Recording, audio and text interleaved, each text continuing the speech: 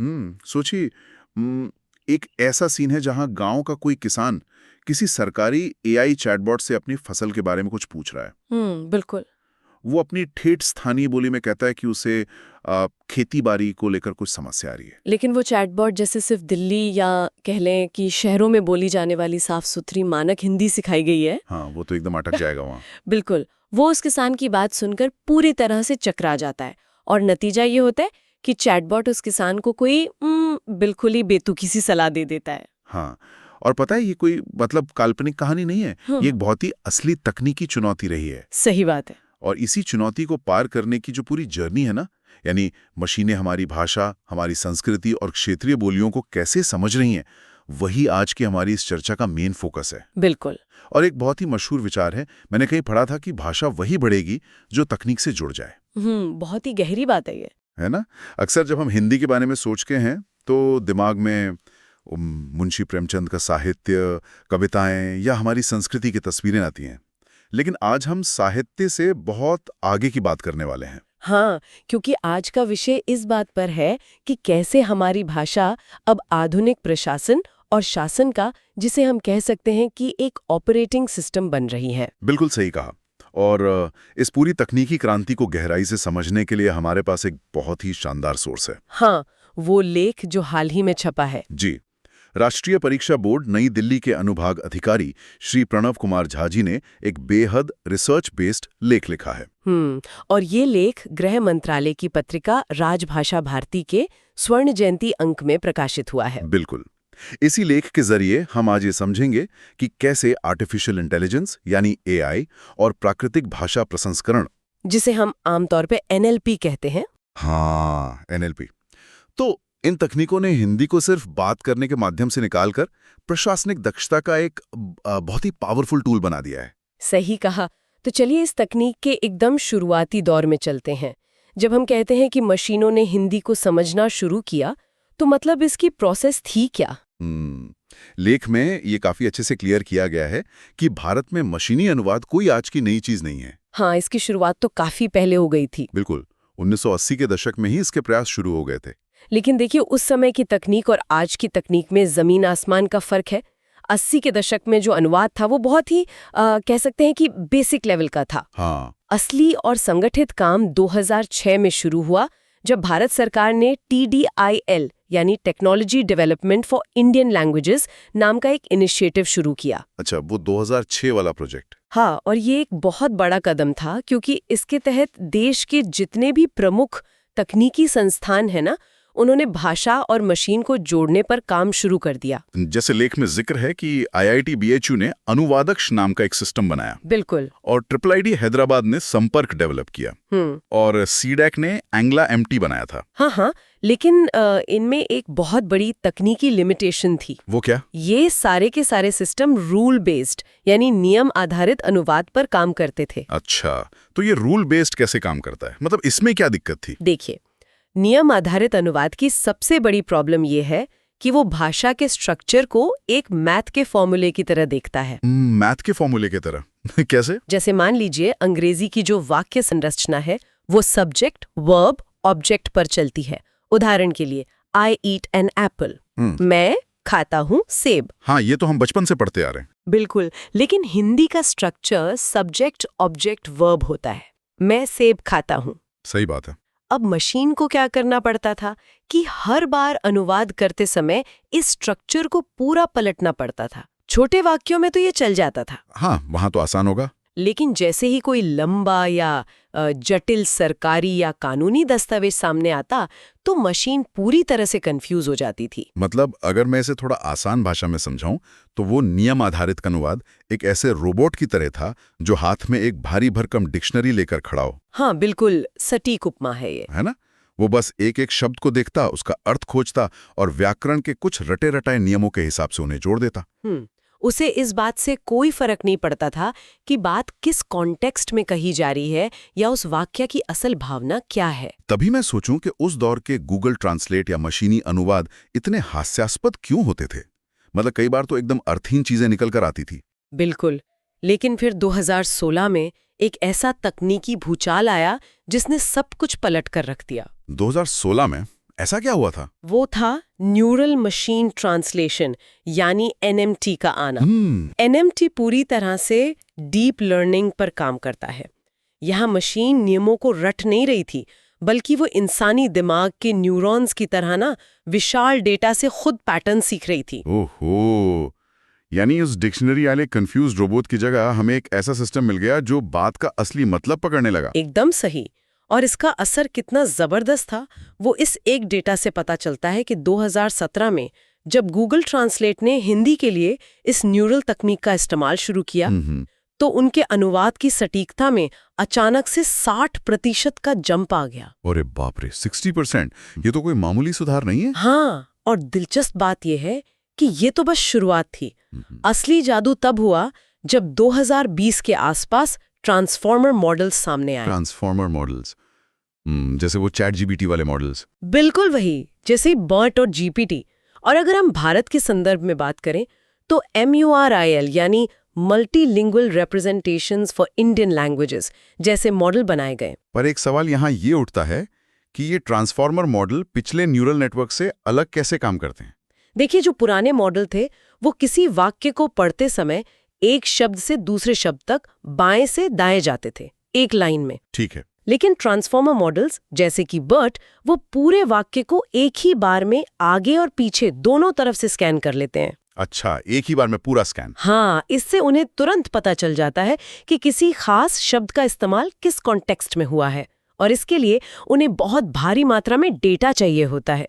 यहीं पर भारत सरकार की भाषा दान जैसी पहल ने गेम चेंजर का काम किया। भाषा दान के बारे में मैंने लेख में पढ़ा था। ये वाकई बहुत दिलचस्प कॉन्सेप्ट है ना? ये एक ऐसा महाअभियान है जहां आम लोग अपनी भाषा का डेटा दान कर रहे हैं। 2023 तक इस पहल के तहत 10 मिलियन यानी 1 करोड़ से ज्यादा हिंदी वाक्यों का डेटा सेट तैयार कर लिया गया था। और AI फॉर भारत जैसी जो राष्ट्रीय पहलें हैं, उन्होंने इसी विशाल डेटा का उपयोग करके इन AI मॉडल्स को ट्रेन किया। तो जब मशीन करोड़ों वाक्यों का एनालिसिस करती है तो वो शब्दों को एक गणितीय वेक्टर स्पेस में मैप कर लेती है। बिल्कुल, उससे पता चल जाता है कि कौन सा शब्द किस स्थिति में यूज होता है। और प्रशासनिक दस्तावेजों में तो एक एक शब्द का सटीक अर्थ और उसका कॉन्टेक्स्ट बहुत ही इंपॉर्टेंट होता है। हाँ, और जब AI ये कॉन्टेक्स्ट समझने लगा, बस तभी सरकारी कामकाज के सटीक डिजिटलीकरण की जो असली नींव है वो रखी जा सकी। चलिए, ये तो हो गई लैब की बात, डेटा सेट और मॉडल्स की बातें। बिल्कुल। लेकिन अब जरा रियल वर्ल्ड में आते हैं। क्या ये सारी उन्नत तकनीकें सिर्फ सर्वर रूम में बैठकर डेटा ही क्रंच कर रही हैं, या फिर इसका हमारे प्रशासन और एक आम नागरिक की लाइफ पर कोई सीधा असर भी पड़ रहा है? बहुत बड़ा असर पड़ रहा है। लेख में कुछ बहुत ही शानदार और जमीनी स्तर के उदाहरण दिए गए हैं जो साबित करते हैं कि AI अब लैब से बाहर आ चुका है। जैसे कि कौन से उदाहरण? जब हम प्रशासनिक दक्षता की बात करते हैं तो NIC द्वारा डेवलप किया गया भाषिणी ई-ऑफिस टूल इसका एक बहुत ही पावरफुल एग्जाम्पल है। अच्छा, भाषिणी। हाँ, सरकारी दफ्तरों में आपको पता ही है, रोजाना हजारों पन्नों के दस्तावेज, नीतियों और सर्कुलर निकलते हैं। भाषिणी ने इस पूरी प्रोसेस को एकदम ऑटोमेट कर दिया है। और डेटा ये बताता है कि 2024 तक भाषिणी ने 10 लाख से अधिक सरकारी दस्तावेजों का हिंदी में अनुवाद किया है। 10 लाख दस्तावेज? बाप रे! अगर इसे इंसान मैनुअल तरीके से अनुवाद करते तो शायद कई दशक लग जाते। बिल्कुल, और इसका सीधा रिजल्ट ये हुआ है कि प्रशासनिक प्रक्रियाएं 30% तक तेज हो गई हैं। वाह! एक केंद्रीय मंत्रालय का उदाहरण है जिसने भाषिणी का उपयोग करके अपने नीतिगत दस्तावेजों के अनुवाद में लगने वाले समय को 50% तक कम कर लिया है। ये तो कमाल है। समय बचने के साथ साथ एक और टूल का जिक्र लेख में है जो सरकारी कर्मचारियों के काम करने का तरीका बदल रहा है।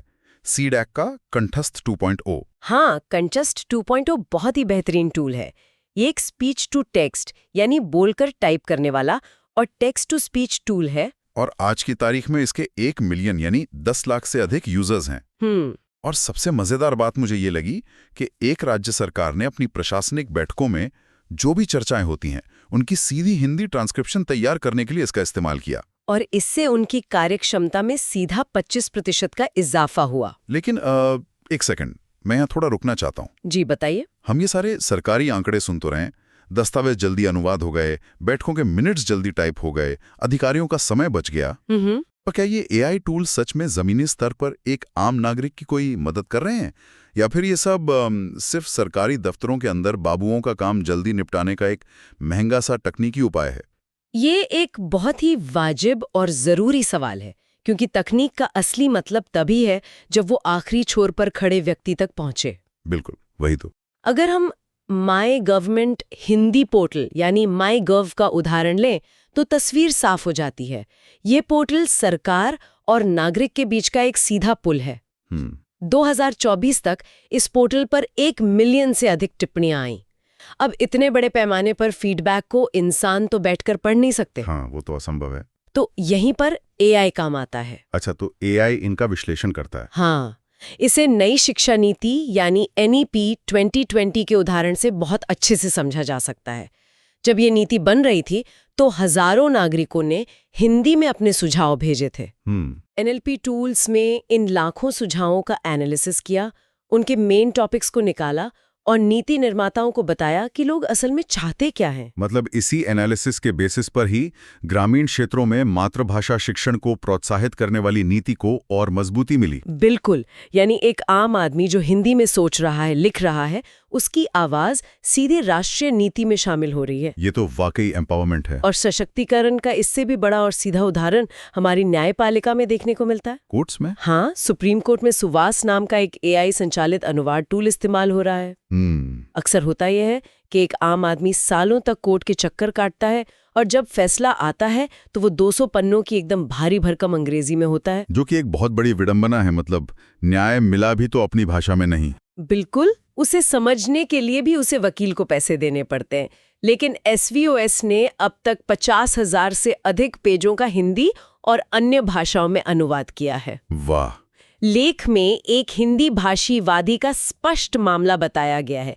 उस इंसान ने SVOS द्वारा अनुवादित निर्णयों की मदद से अपने पूरे कानूनी मामले की बारीकियों को खुद पढ़ा, समझा और अंततः अपनी अपील जीती भी। क्या बात कर रही हैं? ये तो वाकई रोंगटे खड़े कर देने वाला बदलाव है।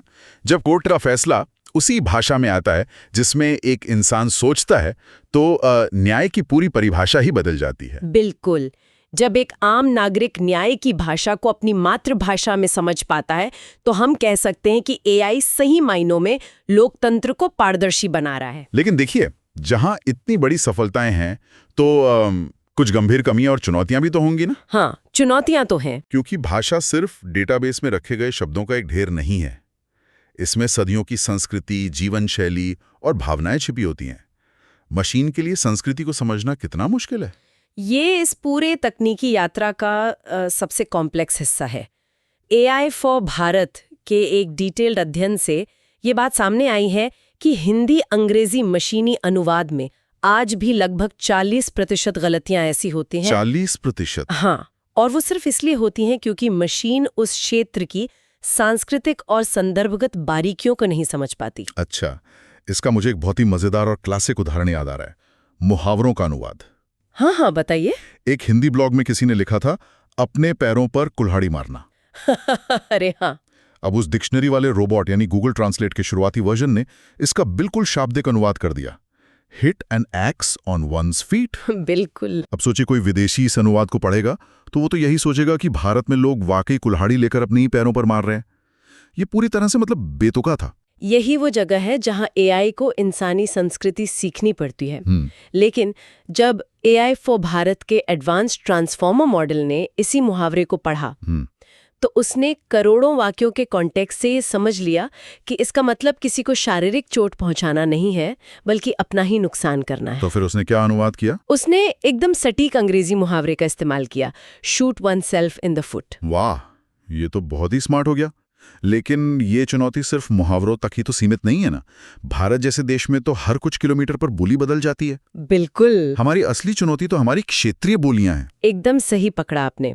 2023 में IIT दिल्ली की एक स्टडी आई थी जिसने एक बहुत बड़ी खाई की तरफ इशारा किया। क्या था उस स्टडी में? इस अध्ययन के अनुसार जब AI को मानक हिंदी यानी खड़ी बोली या कह लें अखबारी हिंदी दी जाती है तो उसकी एक्यूरेसी 85% तक होती है, जो कि काफी अच्छी है। हाँ, लेकिन जैसे ही उसे भारत के ग्रामीण इलाकों की क्षेत्रीय बोलियां दी जाती हैं, ये एक्यूरेसी धड़ाम से गिरकर केवल 50% रह जाती है। इसी बात को हम वापस उस भोजपुरी भाषिक किसान के उदाहरण से जोड़ सकते हैं जिसका जिक्र हमने एकदम शुरुआत में किया था। बिल्कुल बिल्कुल। 2022 में उस किसान ने एआई चैटबॉट से सलाह लेने की कोशिश की थी।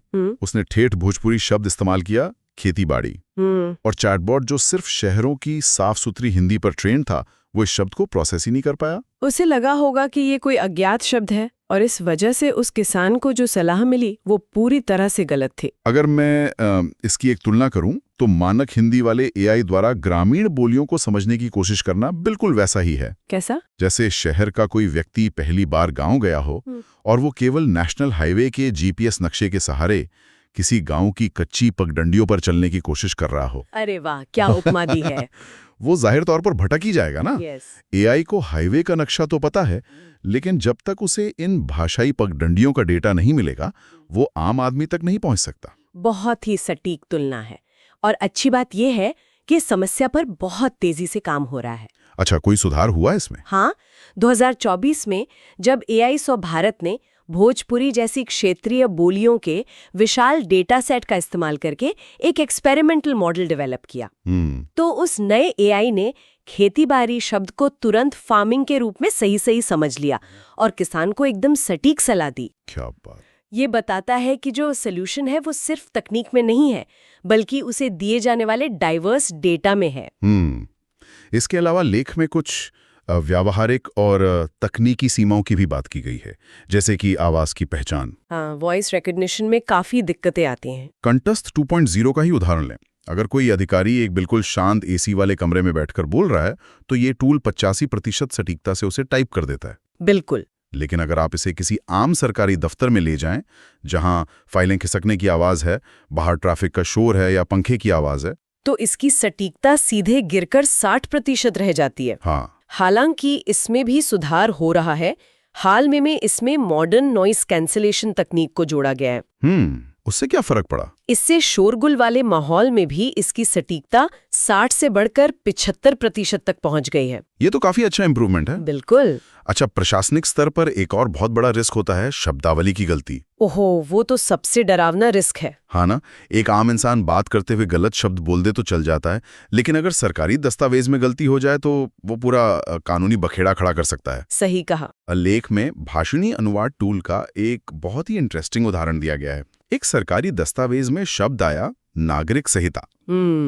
अब क्योंकि नागरिक का अंग्रेजी अनुवाद सिटीजन होता है, तो मशीन ने सीधे इसे सिटीजन कोड लिख दिया। जबकि कानूनी भाषा में, खासकर जब हम यूनिफॉर्म सिविल कोड की बात करते हैं, तो इसका अनुवाद सिविल कोड होना चाहिए था। बिल्कुल। सिर्फ एक शब्द सिटीजन की जगह सिविल ना होने से पूरे कानूनी दस्तावेज का अर्थ और उसका दायरा ही बदल जाता है। और इन्हीं गंभीर कमियों को भरने के लिए डेटा का महत्व सबसे ज्यादा हो जाता है। मशीन को कानूनी भाषा और आम बोलचाल की भाषा के बीच का जो फर्क है ना, वो सिखाना पड़ता है। इसीलिए भाषादान पहल के तहत अब 20 मिलियन यानी 2 करोड़ वाक्यों का विशाल डेटाबेस बनाने का टारगेट रखा गया है। 2 करोड़ वाक्य? हाँ। असली प्रशासनिक दक्षता तभी हासिल होगी जब एआई खेत में खड़े किसान की भोजपुरी को भी समझेगा और सुप्रीम कोर्ट के एक वकील की जटिल कानूनी हिंदी को भी उतनी ही सटीकता से समझेगा। ये सारी बातें सुनकर ऐसा लगता है कि हम एक बहुत ही बड़े कह सकते हैं कि तकनीकी और भाषाई विस्फोट के मुहाने पर खड़े हैं। बिल्कुल खड़े हैं। लेख के अंत में भविष्य की जो तस्वीर दिखाई गई है वो वाकई अद्भुत है। ये योजना है कि 2027 तक भाषणी के माध्यम से संविधान की 8वीं अनुसूची में शामिल सभी 22 भारतीय भाषाओं को एक ही डिजिटल मंच पर ले आया जाएगा। और इसके साथ ही कंठस्थ 3.0 का लॉन्च भी होने वाला है। अच्छा, उसमें क्या नया होगा? उम्मीद है कि नया वर्जन सिर्फ मानक भाषाओं को ही नहीं बल्कि भारत की अनगिनत क्षेत्रीय बोलियों को भी सपोर्ट करेगा। क्या बात है! एआई के विकास की ये स्पीड और सरकार के डेटा इनिशिएटिव्स को देखकर ही तो एक्सपर्ट्स का मानना है कि 2030 तक भारत एआई के क्षेत्र में, खासकर एनएलपी में, एक ग्लोबल सुपर पावर बन सकता है। श्री प्रणव कुमार झा जी का ये लेख वाकई ये स्पष्ट कर देता है कि तकनीक कैसे भारतीय शासन के पूरे स्ट्रक्चर को बदल रही है। बिल्कुल। हिंदी अब सिर्फ फाइलों में सिमटी भाषा नहीं रही, ये डेटा के रूप में भारत के डिजिटल इंफ्रास्ट्रक्चर की नस-नस में दौड़ रही है। बहुत सही कहा आपने। लेकिन इस पूरी लंबी चर्चा के बाद मेरे मन में एक बहुत ही गहरा सवाल आ रहा है। क्या सवाल है? देखिए, हम मशीनों को अपनी क्षेत्रीय बोलियां, ठेठ मुहावरे, और सांस्कृतिक बारीकियां सिखाने के लिए करोड़ों वाक्यों का डेटा इकट्ठा कर रहे हैं, राइट? हाँ, बिल्कुल कर रहे हैं। हम चाहते हैं कि एआई हमारी तरह सोचे और बोले, लेकिन सोचने वाली बात यह है कि जब एआई इतनी एडवांस्ड हो जाएगी कि वो भारत की हर छोटी बड़ी बोली को एक ही मंच पर प्रोसेस करने लगेगी, तो क्या ये तकनीक वास्तव में हमारी उन बोलियों की विविधता और उनके मूल स्वरूप को बचा पाएगी? ये एक बहुत ही गंभीर दार्शनिक सवाल है। या फिर कहीं ऐसा तो नहीं होगा कि आने वाले समय में प्रशासनिक सहूलियत और मशीनी सटीकता के नाम पर ये तकनीक उन सभी अलग अलग बोलियों को पीसकर उन्हें मिलाकर एक सपाट मानकीकृत डिजिटल हिंदी का निर्माण कर देगी? ये सोचने वाली बात तो है। क्या एआई हमारी भाषा की सबसे बड़ी रक्षक बनकर उभरेगी, जो सदियों पुरानी बोलियों को डिजिटल जीवनदान देगी? या फिर वो अनजाने में ही सही हमारी भाषा के उस कच्चे प्राकृतिक स्वरूप को हमेशा के लिए बदल देगी? देखिए, ये एक ऐसा प्रश्न है जिसका अभी कोई आसान जवाब नहीं है। मुझे लगता है ये आने वाले सालों में भाषाविदों, समाजशास्त्रियों और तकनीकी विशेषज्ञों दोनों के लिए बहस का एक बहुत बड़ा विषय रहेगा। बिल्कुल। हमें ये देखना होगा कि हम तकनीक का इस्तेमाल भाषा को संरक्षित करने के लिए करते हैं या फिर तकनीक हमारी सुविधा के अनुसार भाषा को नया आकार दे देती है। सही कहा। तो ये एक ऐसा विचार है जिसे हम सुनने वालों के लिए यहीं छोड़ देते हैं, ताकि कोई भी अपने स्तर पर इस पर सोच सके। बिल्कुल। इस अत्यंत गहरी और ज्ञानवर्धक चर्चा में हमारे साथ शामिल होने के लिए बहुत बहुत धन्यवाद। मुझे भी यहाँ आकर बहुत अच्छा लगा। हम उम्मीद करते हैं कि हिंदी और आर्टिफिशियल इंटेलिजेंस के इस नए युग और शासन व्यवस्था में आ रहे इस बदलाव से जुड़ी ये जानकारी आपके लिए उपयोगी और दिलचस्प रही होगी। इसी विचार के साथ हम आज की इस चर्चा को यहीं विराम देते हैं। जय भारत, जय हिंदी।